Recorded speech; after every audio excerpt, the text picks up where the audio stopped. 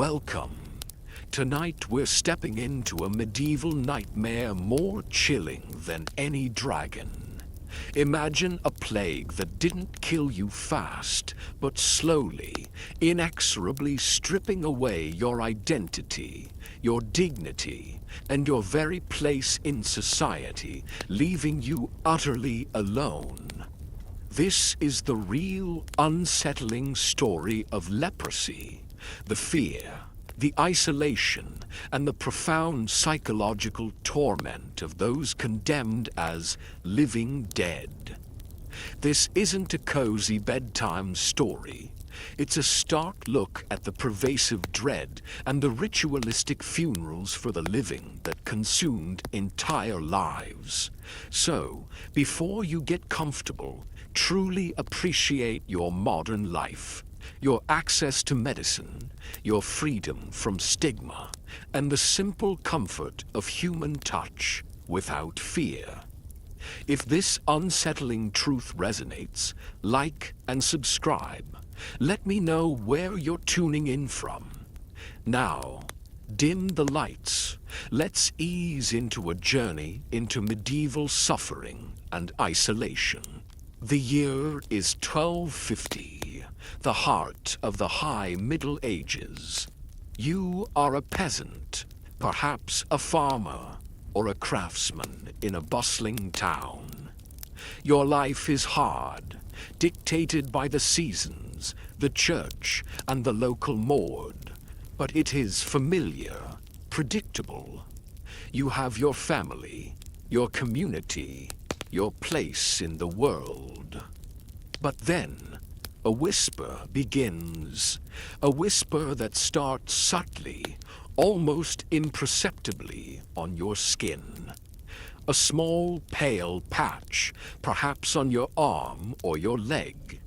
It doesn't itch, it doesn't hurt, it's just numb. A tiny area, devoid of sensation, a chilling void in the landscape of your skin.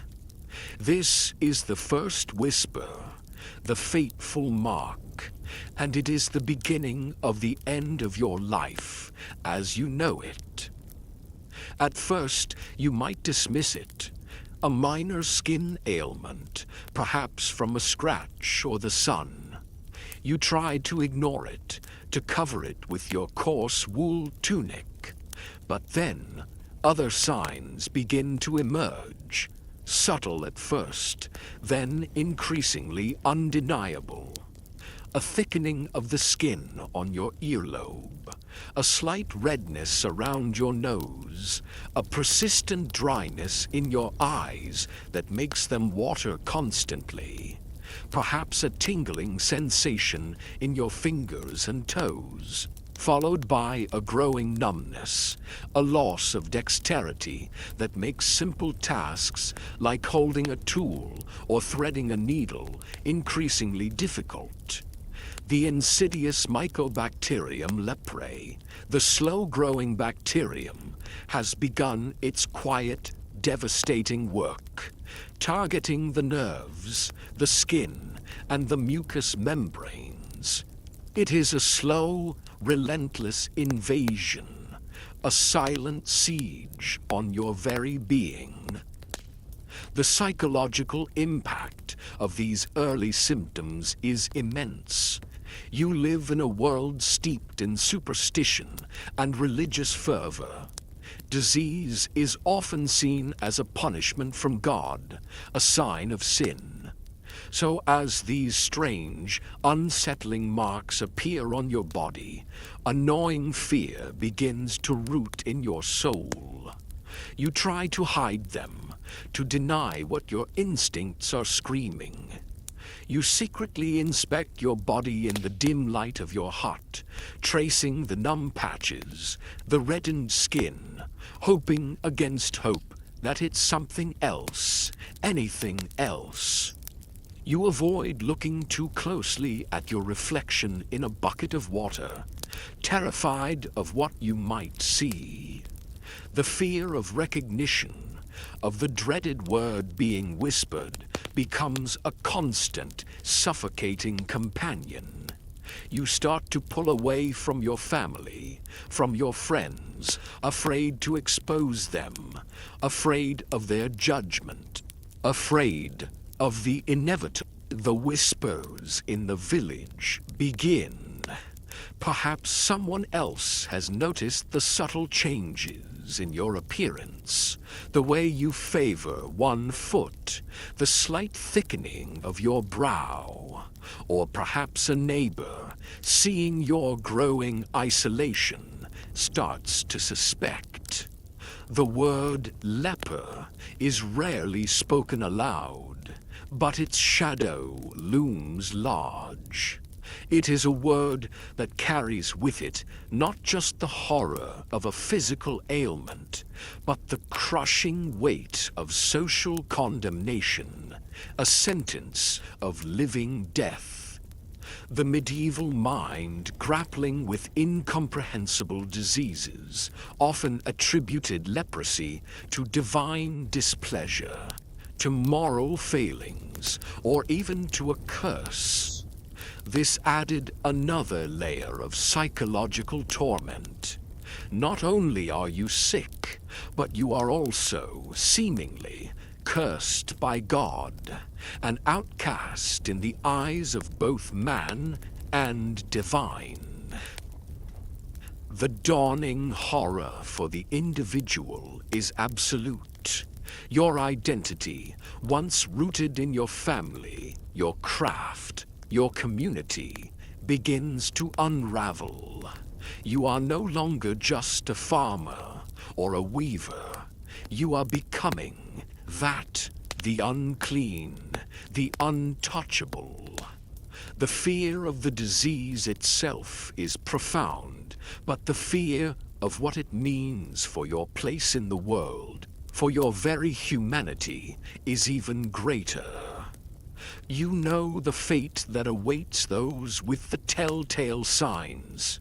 You know the rituals. You know the isolation. The first whisper on your skin is not just a symptom. It is a death knell, a chilling prelude to a living funeral, a sentence of profound and terrifying loneliness.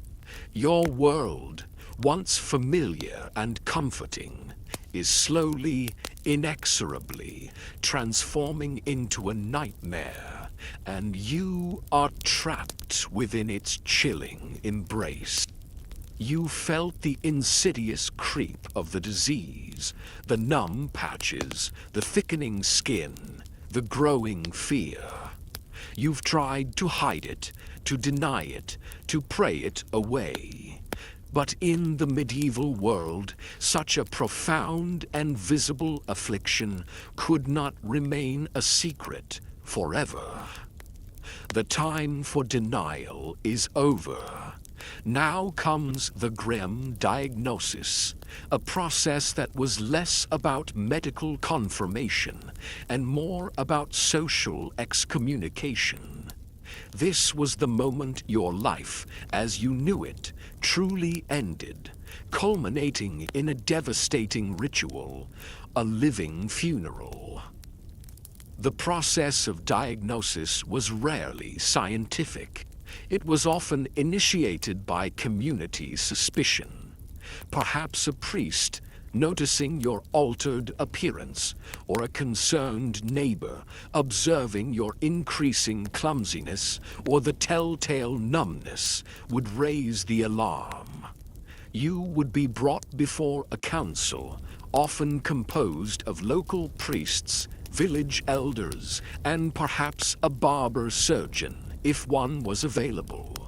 They would examine you, not with the detached objectivity of modern medicine, but with a mixture of fear, pity, and grim determination to protect the community.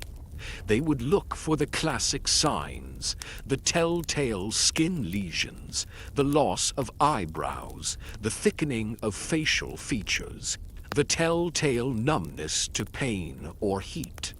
The atmosphere would be heavy with unspoken dread. your fate hanging in the balance. If the signs were deemed conclusive, the verdict was delivered. It was not a medical prognosis, it was a social death sentence. You were declared a leper. This declaration initiated a terrifying ritual, a symbolic funeral for the living, designed to sever your ties with society and prepare you for your new, isolated existence. This was the moment the invisible chains of the disease became terrifyingly real. The ritual funeral, known as the Separatio Leprosorum, was a chilling public spectacle designed to impress upon the leper and the community the finality of their separation. You would be led to the church, often wearing a black shroud, as if already dead. The priest would perform a funeral mass, complete with prayers for the dead and the sprinkling of holy water. You would be made to kneel before the altar, or even stand in a grave dug just for the ceremony, a stark, visceral reminder of your impending social demise. The priest would then deliver a sermon, emphasizing your separation from the living, your new status as one dead to the world. The words would echo in your ears, a chilling pronouncement of your fate. You are dead to the world, born again into God. Following the church service, you would be led in a procession to the edge of the village or town, often accompanied by the tolling of church bells, a mournful sound that marked your passage from the living. You would be given a few symbolic items for your new life, a cloak, often gray or black to distinguish you, a pair of gloves to cover your hands, preventing contamination, and most importantly, a clapper or bell, a wooden rattle or small bell. This clapper was not a gift, it was a curse. You were required to use it constantly, shaking it as you walked, to announce your presence, to warn others to keep their distance, to prevent accidental contact.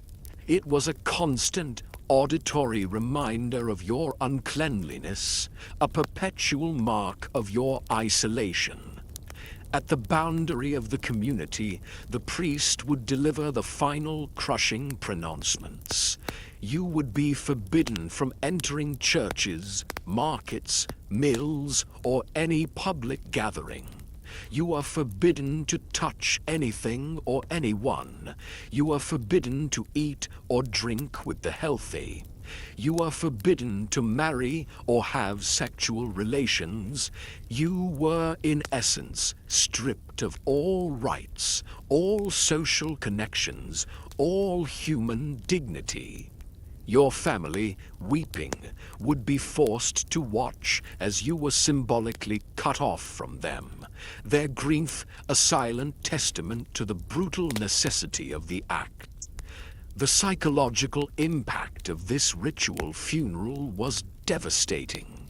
You were not just sick, you were ritually dead, buried alive in the eyes of society. Your identity, once rooted in your family, your craft, your community, was brutally severed. You were no longer a person.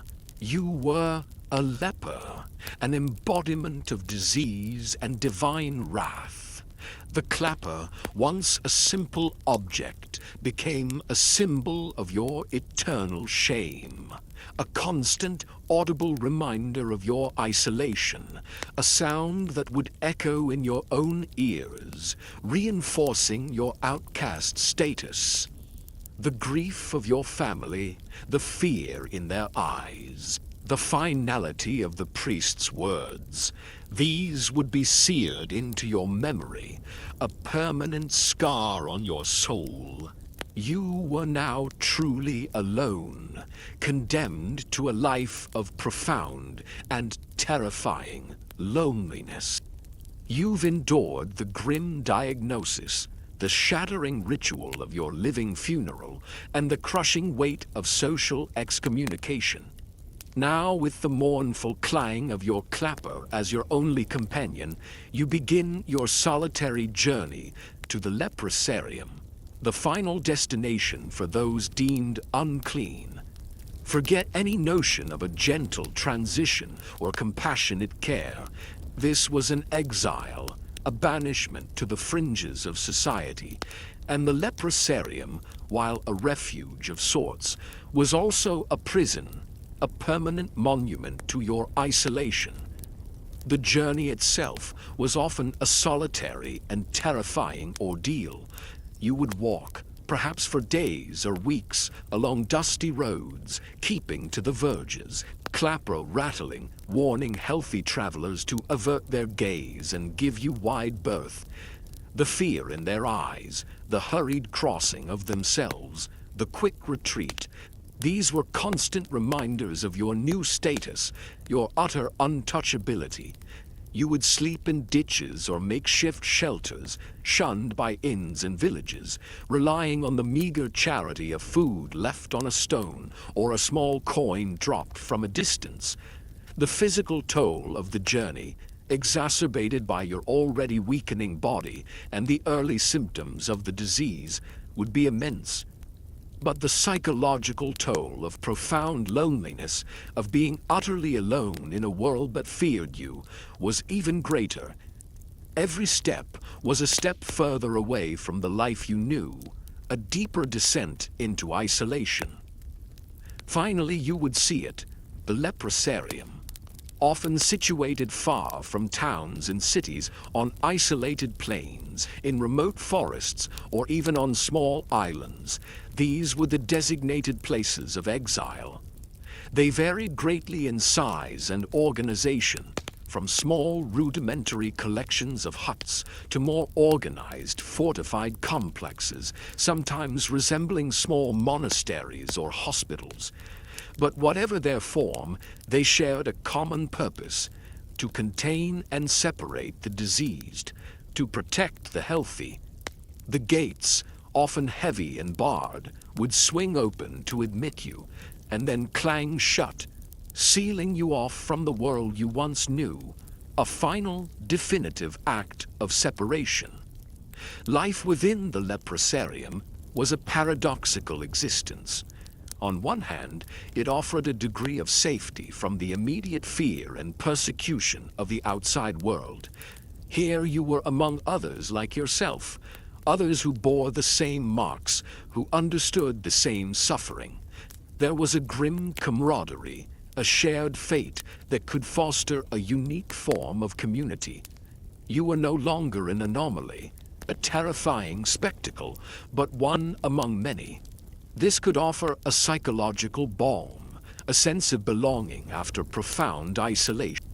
However, the leprosarium was also a prison, a permanent monument to your social death. You were forbidden from leaving its confines, your life now entirely circumscribed by its walls. The conditions within were often harsh.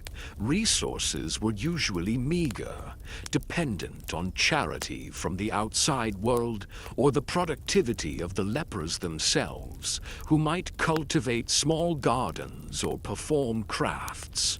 Food was basic, often insufficient, and hygiene, while perhaps better than in the most squalid villages, was still rudimentary by modern standards.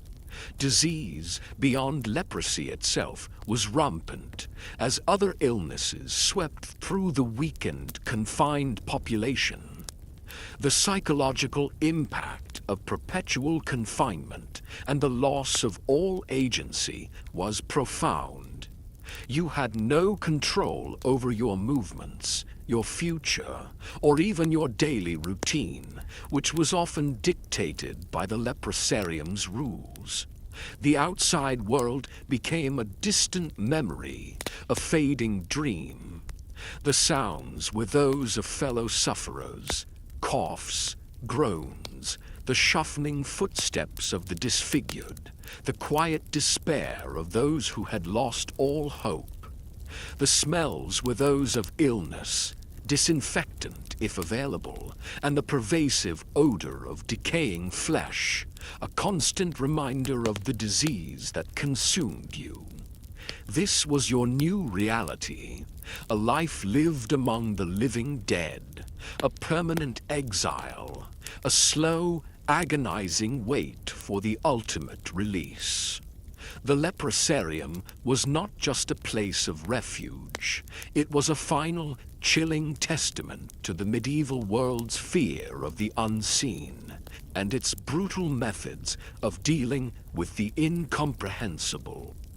You've endured the grim diagnosis, the ritual funeral, and the profound isolation of the leprosarium. Now, as the days bleed into weeks and months, the insidious disease, Mycobacterium leprae, continues its relentless, horrifying work, slowly, inexorably consuming your body. Forget the subtle marks of the early stages. This is the era of advanced decay, a terrifying transformation that strips away your very humanity, leaving you a grotesque parody of your former self. This is the ultimate betrayal, as your own flesh turns against you, a living testament to the disease's horrifying power.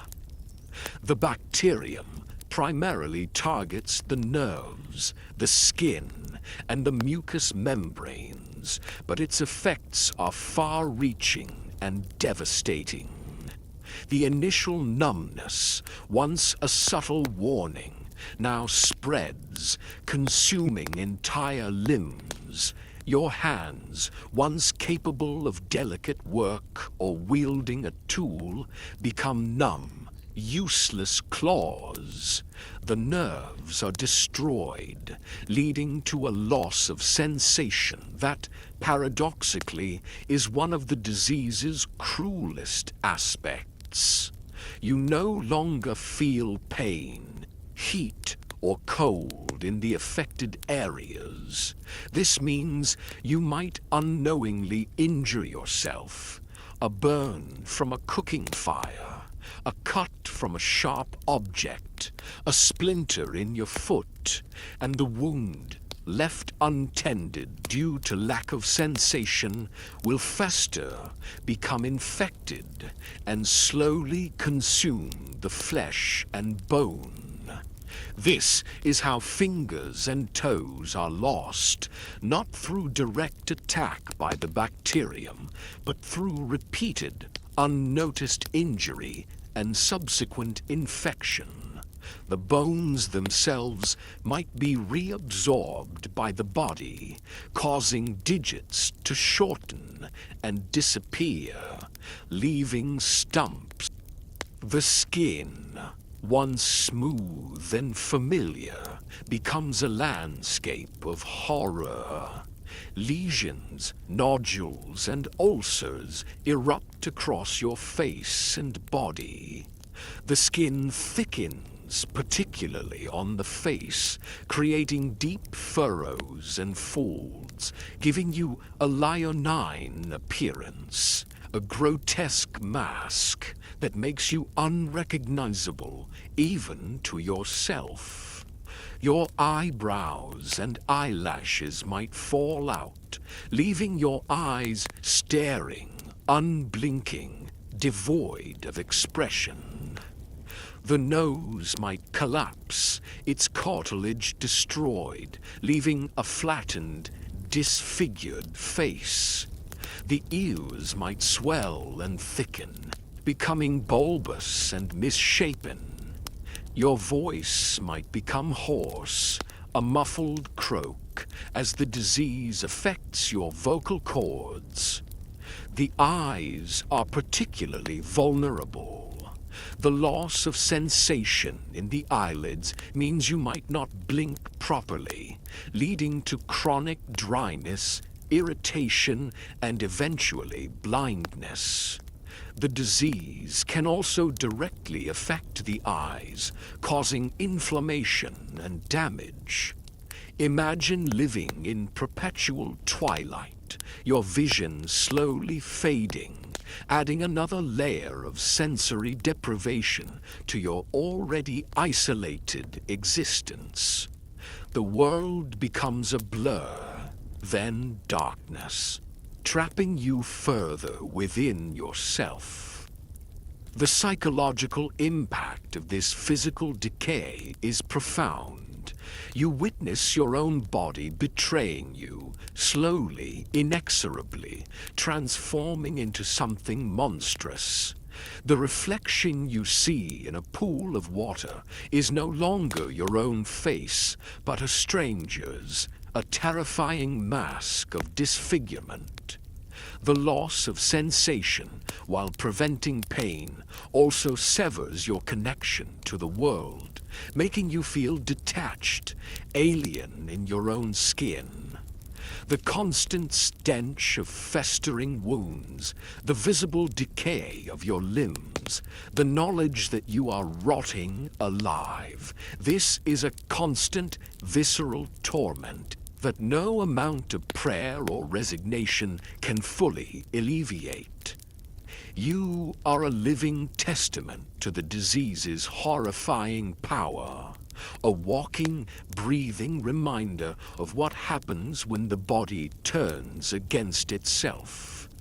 The physical decay is not just a medical reality, it is a social death, a terrifying confirmation of your outcast status. You are truly the living dead, a soul trapped in a decaying vessel, awaiting the ultimate release, your body a grim canvas of suffering.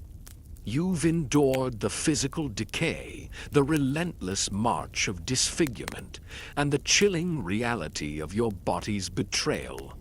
But beyond the visible wounds, beyond the lost fingers and the ravaged face, there was a deeper, more insidious horror that consumed the leper. The profound psychological torment, the invisible scars etched upon the soul. Forget the notion of stoic endurance. This was a life designed to break the mind, leaving behind a husk of despair and profound loneliness. The moment of diagnosis, the ritual funeral, was not just a physical separation. It was a spiritual and emotional amputation. You were declared dead to the world, a pronouncement that severed every tie you had known. Your family, your friends, your community, all were forbidden to touch you, to eat with you, to even speak to you without the chilling rattle of your clapper as a warning. This sudden, absolute isolation, this brutal severing of all human connection was a psychological shock of immense proportions. You were alive, yet utterly alone, a ghost in a world that feared your very breath. Profound loneliness and isolation, this was perhaps the most crushing burden. Imagine living for years, even decades, without a loving touch, a warm embrace, a shared meal, or an intimate conversation. Every interaction was mediated by fear and distance. You were constantly reminded of your untouchability, your otherness. This profound loneliness would gnaw at your soul, leading to deep depression, apathy, and a pervasive sense of abandonment. The human need for connection is fundamental, and its systematic denial was a form of torture. Loss of identity. Your identity, once rooted in your family, your craft, your village, was brutally stripped away. You were no longer a father, a mother, a craftsman, a neighbor. You were a leper, a label that defined your entire existence, reducing you to your disease. This loss of self, this dehumanization could lead to a profound existential crisis, a feeling of being utterly meaningless. Who were you when everything that defined you was taken away? Guilt and shame. In a deeply religious society, disease was often seen as a punishment for sin. Even if you knew you had committed no great transgression, the pervasive belief that your illness was a divine curse would instill immense guilt and shame. You might internalize the community's fear and disgust, believing yourself truly unclean, truly unworthy. This self-condemnation added another layer of psychological torment, making you your own tormentor. Despair and apathy.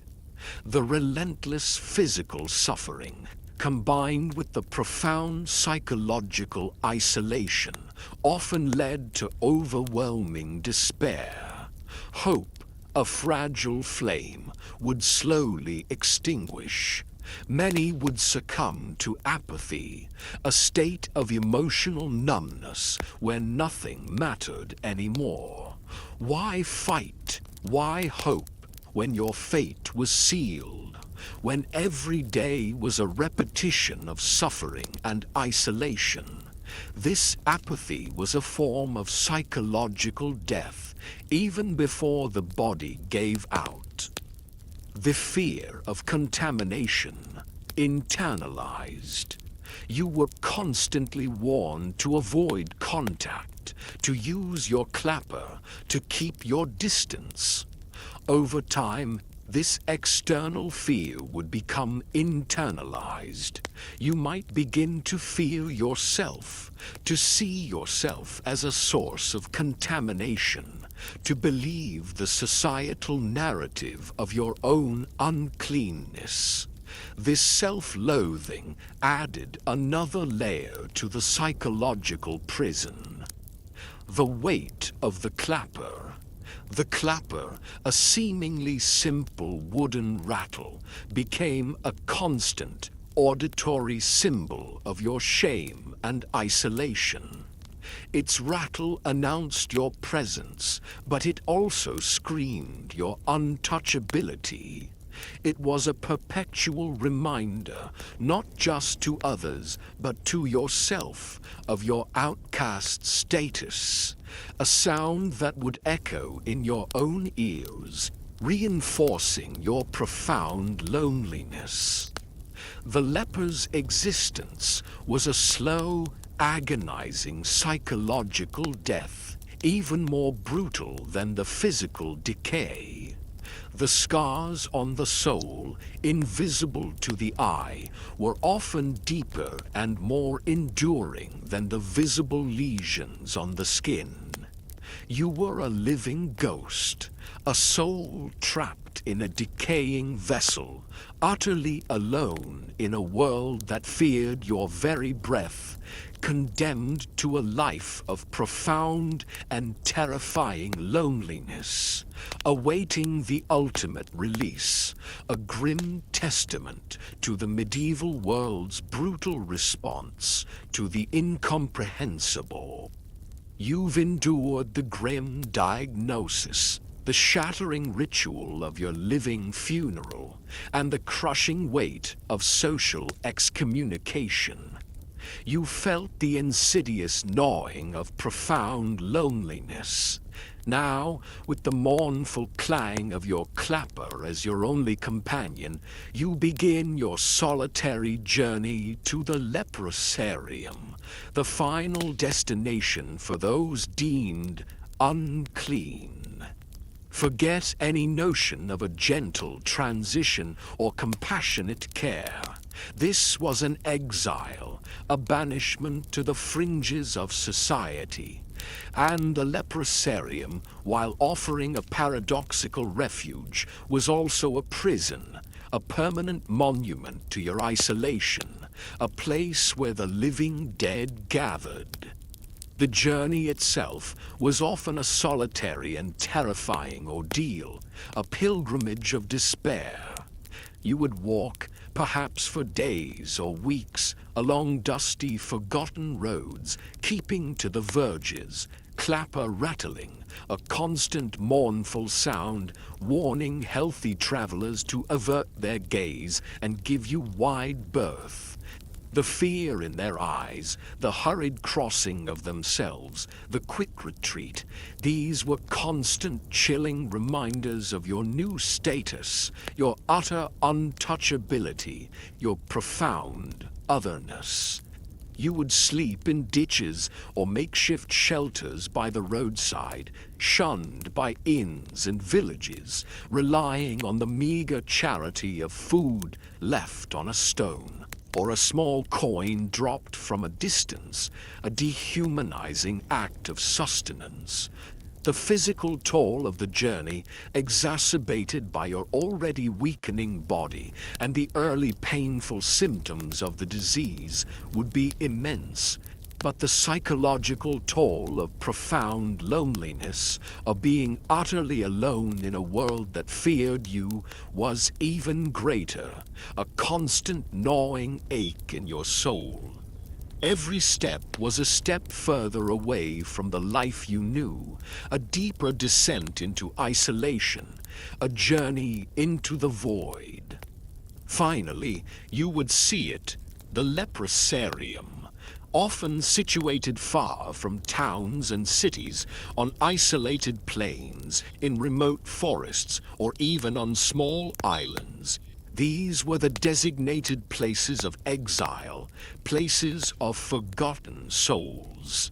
They varied greatly in size and organization, from small rudimentary collections of huts to more organized fortified complexes, sometimes resembling small monasteries or hospitals, often with their own chapels.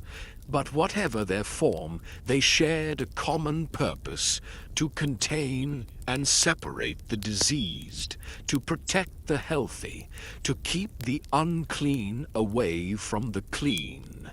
The gates, often heavy and barred, would swing open to admit you, and then clang shut with a final echoing thud, sealing you off from the world you once knew, a final, definitive act of separation, a symbolic burial.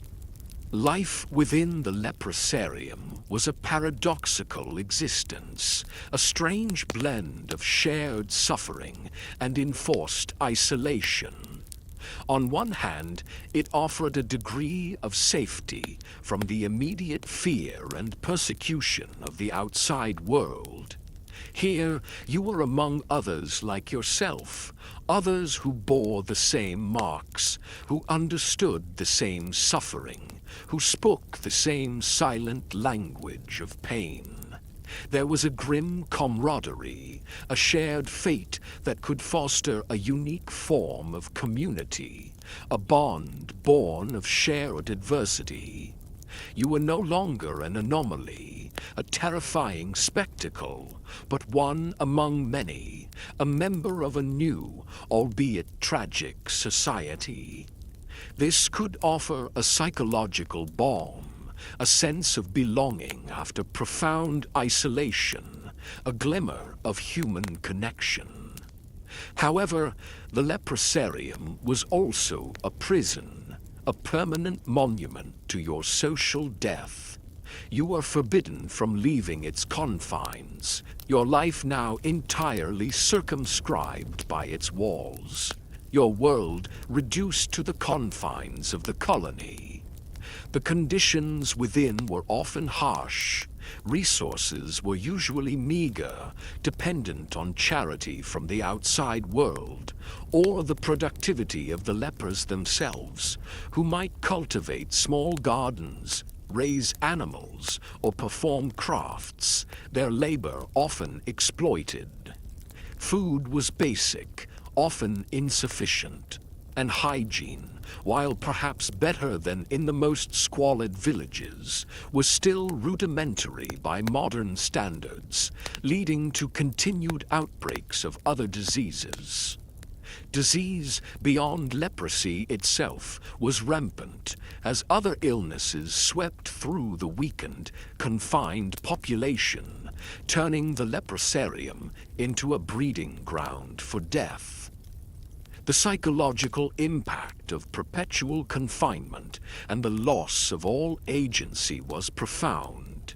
You had no control over your movements, your future, or even your daily routine, which was often dictated by the leprosarium's rules and the whims of its administrators. The outside world became a distant memory, a fading dream, a world you could only imagine. The sounds were those of fellow sufferers, persistent coughs, low groans of pain, the shuffling footsteps of the disfigured, the quiet despair of those who had lost all hope, punctuated by the occasional clang of a clapper. The smells were those of illness, crude disinfectant, if available, and the pervasive odor of decaying flesh, a constant reminder of the disease that consumed you. This was your new reality, a life lived among the living dead, a permanent exile, a slow, agonizing wait for the ultimate release, your body a grim canvas of suffering, your soul a prisoner of despair. The leprosarium was not just a place of refuge. It was a final, chilling testament to the medieval world's fear of the unseen and its brutal methods of dealing with the incomprehensible. A monument to human suffering and societal rejection. You've experienced the personal agony of leprosy, the devastating diagnosis, and the profound isolation of the leprosarium. But the horror of leprosy in the medieval world was not confined to the afflicted. It cast a long, chilling shadow over society as a whole, permeating daily life with a pervasive, lingering fear. Forget the simple understanding of disease as a biological phenomenon. In the medieval mind, leprosy was far more than a physical ailment. It was a cosmic curse, a divine punishment, and a terrifying symbol of moral corruption. The fear of leprosy was deeply ingrained, almost primal. It was a fear born of ignorance, superstition, and the visible, horrifying disfigurement it caused. Unlike other diseases that killed quickly, leprosy was a slow, agonizing decay, transforming the victim into a grotesque parody of their former self. This visible transformation, combined with its perceived contagiousness, though its actual transmission was poorly understood, made it uniquely terrifying. People feared not just contracting the disease, but also the spiritual contamination it represented. Divine punishment and sin. The prevailing belief was that leprosy was a direct punishment from God for sin. This theological interpretation added an immense burden of shame and guilt to the afflicted. If you had leprosy, you were not just sick, you were seen as a morally corrupt, a sinner in the eyes of God and man. This belief fueled the social ostracization, as people feared that associating with a leper might bring God's wrath upon themselves. The psychological impact on the community was profound. A constant self-examination for hidden sins, a desperate attempt to maintain piety to avoid such a grim fate. The fear was a social contagion, spreading faster than the disease itself. Symbolism of uncleanliness. Leprosy was associated with profound ritual and moral uncleanliness. Biblical texts described lepers as unclean, requiring separation. This religious sanction solidified their outcast status. They were seen as living dead, already spiritually departed from society. This symbolism was so powerful that it influenced legal codes and social customs, reinforcing their isolation. The sight of a leper was a visceral reminder of sin, decay, and mortality, a chilling warning. Social control and order. The systematic isolation of lepers, while brutal for the individual, also served a purpose for society. It was a way to maintain order, to deal with the inexplicable, and to reinforce religious dogma. By casting out the afflicted, society could maintain an illusion of control over the uncontrollable, attributing disease to moral failings rather than environmental or biological factors. The leper became a scapegoat, a visible manifestation of societal anxieties. Charity and its limits. While the church and some charitable orders established leprosaria and offered alms, this charity often came with strict conditions of isolation and a reinforcement of the leper's outcast status. It was charity from a distance, a way to fulfill religious duty without direct contact.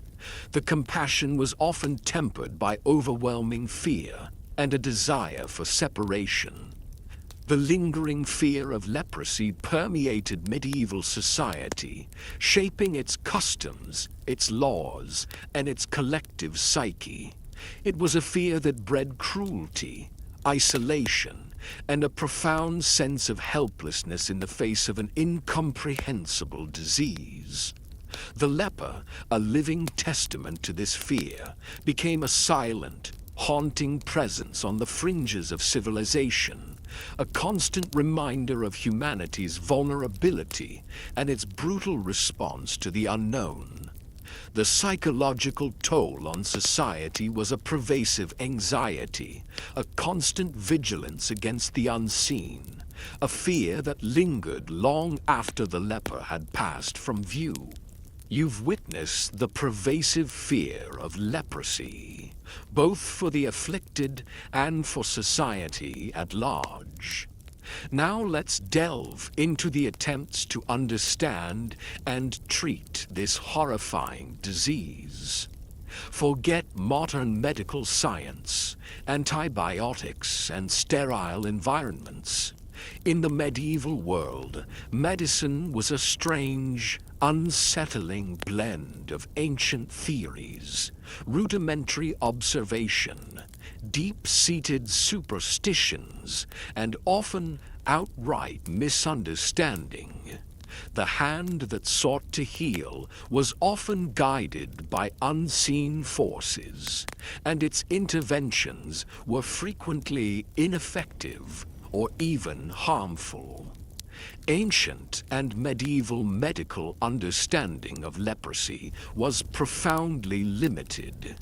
They had no knowledge of bacteria, viruses, or genetic predispositions. Instead, they relied on ancient Greek humoral theory, which posited that the body was composed of 4 humors: blood, phlegm, yellow bile, and black bile, and that disease resulted from an imbalance of these humors. Leprosy, with its slow, visible decay, was often attributed to an excess of black bile or a corruption of the blood. Bizarre diagnoses. Diagnosis was based on visible symptoms, but the underlying cause was a mystery. Healers might examine the skin lesions, the numbness, the hair loss, and the facial disfigurement. But the why was often attributed to external factors: eating bad food, especially old pork or fish, drinking contaminated water, or even astrological influences. This lack of clear causation fueled superstition and fear. Crude and painful treatments. The treatments prescribed were often as horrifying as the disease itself, based on trial and error, folk remedies, and humoral theory. Bloodletting. To balance the humors, bloodletting was a common practice. Veins would be opened or leeches applied to drain excess or corrupted blood. This often weakened the already frail patient, making them more susceptible to other infections. Purges and emetics. Harsh laxatives and emetics, substances to induce vomiting, were used to cleanse the body of bad humors, leading to severe dehydration and further debilitation. Bizarre remedies.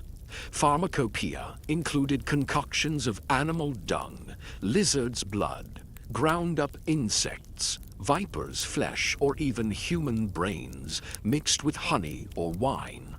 These were not only ineffective, but often introduced new infections. Mercury, a highly toxic substance, was sometimes used as a topical treatment for skin lesions, leading to mercury poisoning. Cauterization. For festering wounds or lesions, cauterization with hot irons might be employed, a searing pain that sealed the wound but did not address the underlying infection, often leading to deeper tissue damage. Herbal remedies. While some herbal remedies had genuine medicinal properties, their application was often haphazard, and their efficacy against leprosy was minimal. Lack of hygiene. The concept of germ theory was millennia away. Medical instruments were likely not sterilized between patients, leading to rampant cross-infection. Wounds were dressed with unsterile materials, often leading to gangrene. The very hands of the healers, though well-intentioned, could be carriers of death, unknowingly spreading disease. The infirmaries within leprosaria, while offering some care, were often breeding grounds for other illnesses. The role of superstition and prayer. When earthly remedies failed, as they almost always did, the disease was attributed to divine displeasure or demonic influence. More elaborate rituals, fervent prayers, pilgrimages, and offerings to saints were performed. The psychological burden of knowing that your illness might be a sign of cosmic imbalance, a failure on your part, added immense stress to your physical pain. Miraculous cures were sought at holy sites, offering false hope and often leading to further suffering. The medical understanding of leprosy in the medieval world was a testament to human desperation in the face of the incomprehensible. The unseen hand of disease was met with the unseen hand of superstition and crude, often harmful medical practices. The leper, already suffering physically and socially, was further subjected to agonizing treatments that offered little relief and often hastened their decay, a grim cycle of suffering and misunderstanding. You've endured the physical decay, the psychological torment, and the crude medical interventions. You are now a resident of the leprosarium, living among others afflicted by the same curse. But even in this state of profound isolation and suffering, life continued. Forget the notion of passive resignation. Within the confines of the leprosarium, daily rituals emerged, not just for survival, but for the desperate, poignant preservation of dignity, a quiet defiance against the dehumanization they faced. Life in the leprosarium, while harsh, often had a structured routine imposed by the administrators or by the lepers themselves. This routine, however grim, offered a semblance of order in their chaotic existence. Morning and evening prayers.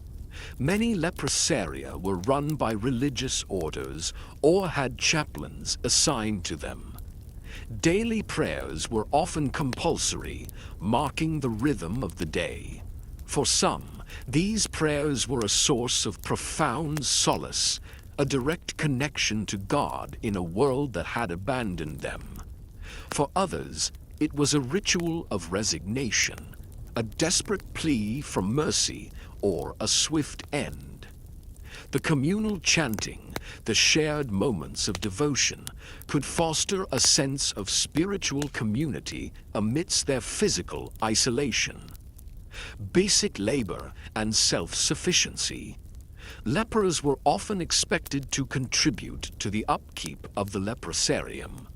Those who were still able might cultivate small gardens, raising vegetables or herbs for food and rudimentary medicine. Others might engage in crafts, weaving simple baskets, carving wood, or making basic tools to provide for the community or to sell from a distance to the outside world for meager supplies. This labor, however difficult with disfigured hands or aching joints, offered a sense of purpose, a way to maintain some semblance of dignity and self-worth. It was a defiance against utter helplessness. Hygiene and cleanliness, relative. While medieval hygiene was poor by modern standards, within some leprosaria there were attempts at maintaining cleanliness, especially in communal areas. Water, though scarce, might be used for basic washing, and efforts made to keep living quarters tidy. This was not just for comfort, but also a desperate attempt to prevent the spread of other diseases that could easily decimate their weakened population. The constant battle against filth was a daily ritual. Communal meals. Meals, though basic and often insufficient, were usually communal. This provided a rare opportunity for social interaction, for shared conversation, albeit often somber, and for a sense of belonging. The act of breaking bread together, even if it was just hardtack and gruel, was a poignant reminder of their shared humanity, a small act of defiance against their isolation. The clapper's double edge. The clapper, once a symbol of their shame and separation from the healthy world, took on a dual meaning within the leprosarium. It was still a reminder of their disease, but it also became a tool of communication among themselves, a signal, a call, a way to identify one another in the dim light or the vast open spaces. Its sound, once mournful, could also become a familiar, almost comforting presence among the community of outcasts. Small acts of kindness. Within the leprosarium, small acts of kindness and mutual support were crucial for survival. Those who were stronger might help those who were weaker. Shared stories, whispered comforts, and moments of quiet understanding could offer a psychological balm against the pervasive despair. This internal solidarity was a vital coping mechanism, a testament to the enduring human need for connection. Life in the leprosarium was a grim existence, marked by suffering and isolation. But within its confines, through daily rituals of labor, prayer, and communal living, lepers sought to preserve their dignity, to find purpose in their suffering, and to forge a new, albeit tragic, community. These were the daily rituals of survival, a quiet defiance against a world that had condemned them, a poignant testament to the enduring human spirit in the face of unimaginable adversity. You've endured the physical and psychological torments of leprosy, the isolation of the leprosarium, and the grim daily rituals of survival. But the disease's reach extended far beyond your physical body and the walls of your exile. It cast a long, chilling shadow over the lives of those you left behind, your family. Forget the simple act of saying goodbye.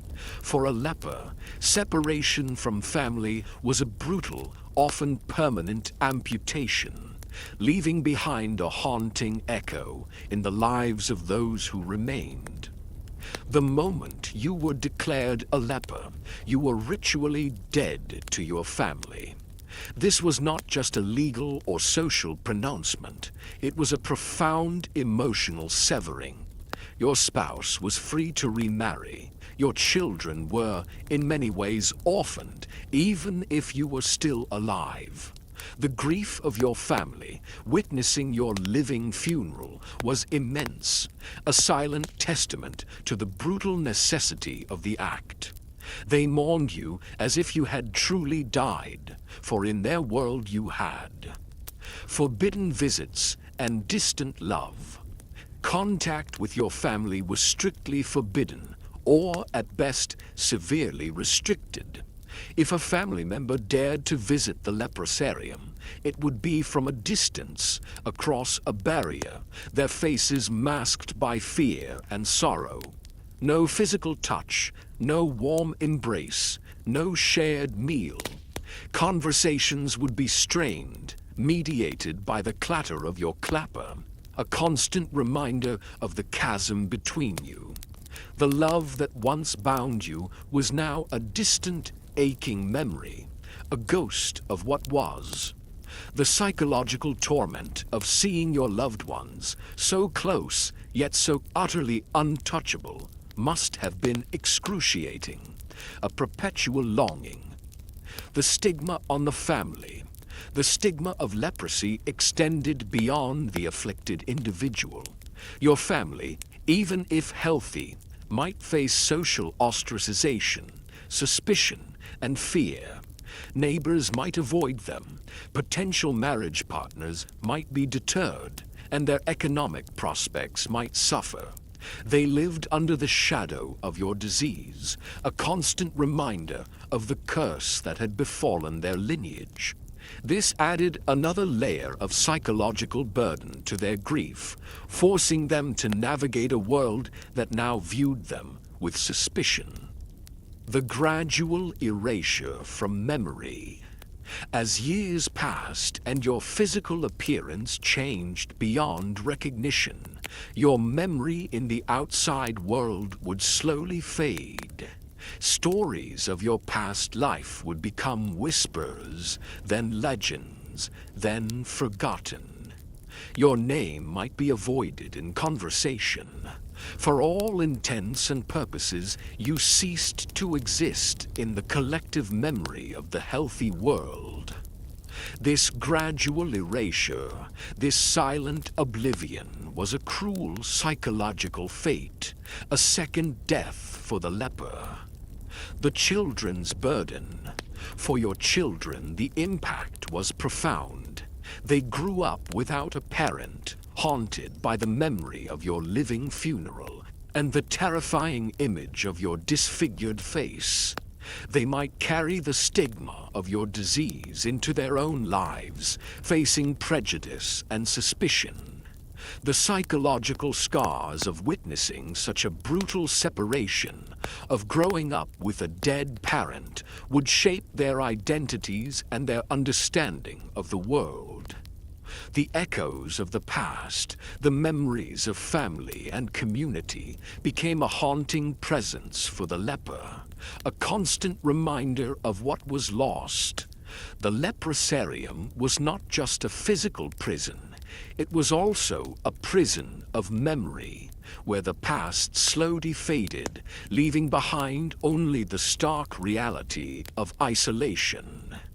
The profound loneliness, the severed ties, and the gradual erasure from public memory were the cruelest legacies of leprosy, a testament to a disease that not only consumed the body, but also obliterated the soul's connection to the world.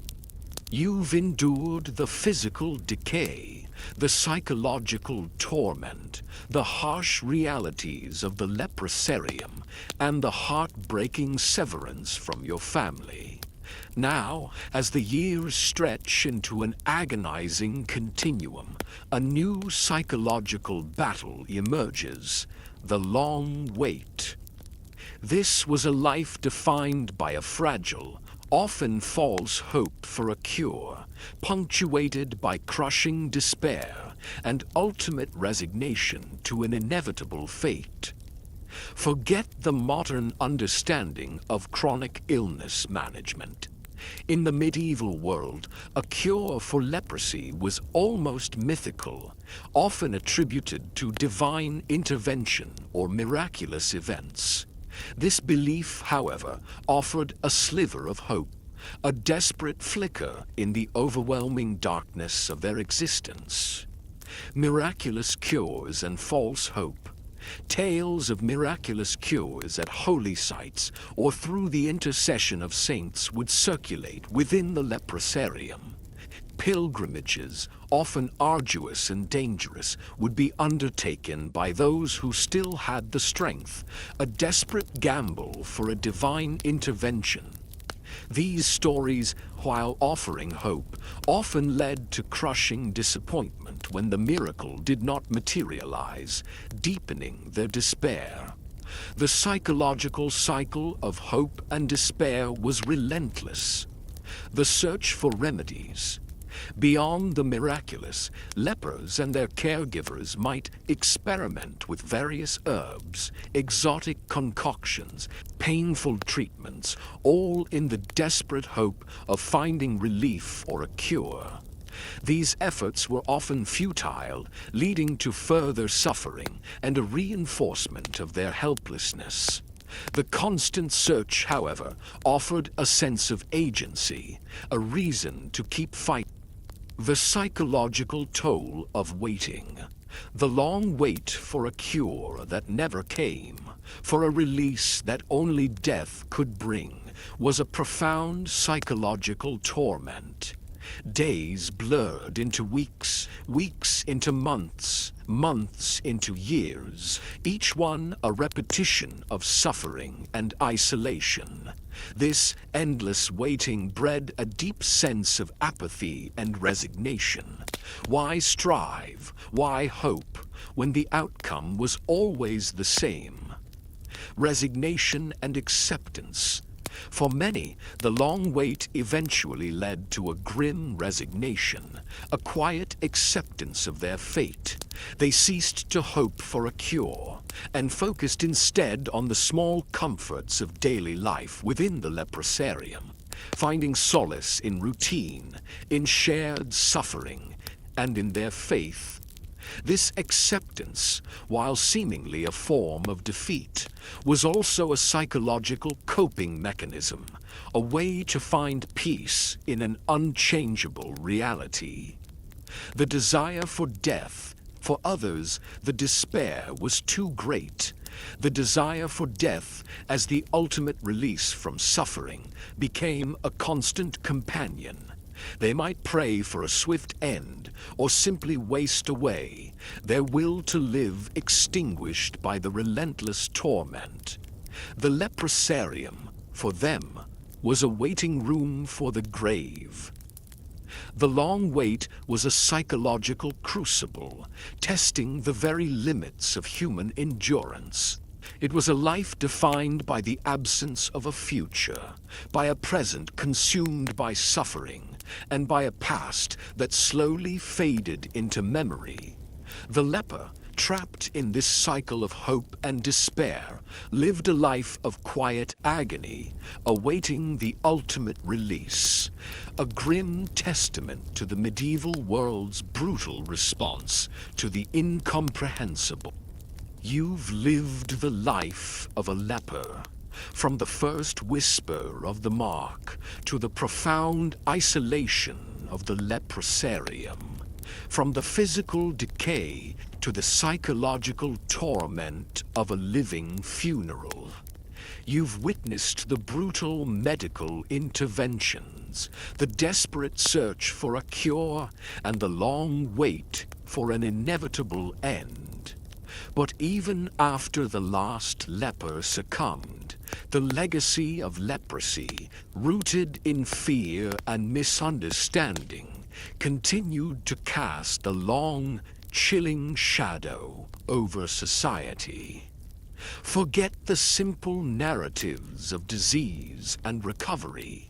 The enduring impact of leprosy lies not just in its historical prevalence, but in the profound psychological scars it left on communities, and the way it shaped societal responses to illness and difference. The enduring stigma. Even after leprosy declined in Europe, the stigma associated with it persisted for centuries.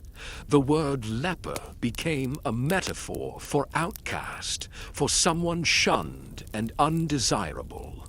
This enduring stigma influenced how society treated other diseases, particularly those that caused disfigurement or were poorly understood. The fear of uncleanliness continued to haunt the collective consciousness. Architectural legacy. The leprosaria, once bustling communities of the living dead, slowly fell into ruin or were repurposed, but their physical remnants, isolated buildings, forgotten cemeteries, stand as silent, haunting monuments to the fear and isolation they once enforced. They are a tangible reminder of society's brutal response to the unknown. Medical progress and moral lessons. The history of leprosy serves as a stark reminder of the dangers of medical ignorance and the devastating consequences of attributing disease to moral failings. The eventual scientific understanding of Mycobacterium leprae and the development of effective treatments like multi-drug therapy in the 20th century highlight the triumph of science over superstition and the importance of empathy in public health. The psychology of outcasting. The medieval response to leprosy offers a chilling case study in the psychology of outcasting. It reveals how fear of the unknown can lead to extreme dehumanization, how societies can collectively decide to bury its living members, and how religious beliefs can be twisted to justify profound cruelty. It is a stark reminder of humanity's capacity for both compassion and brutality. Modern echoes. Even today, the echoes of medieval fear can be seen in societal responses to certain diseases or conditions that carry a stigma.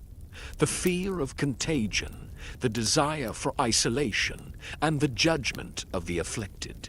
These are psychological patterns that persist, reminding us that the lessons of leprosy are still relevant.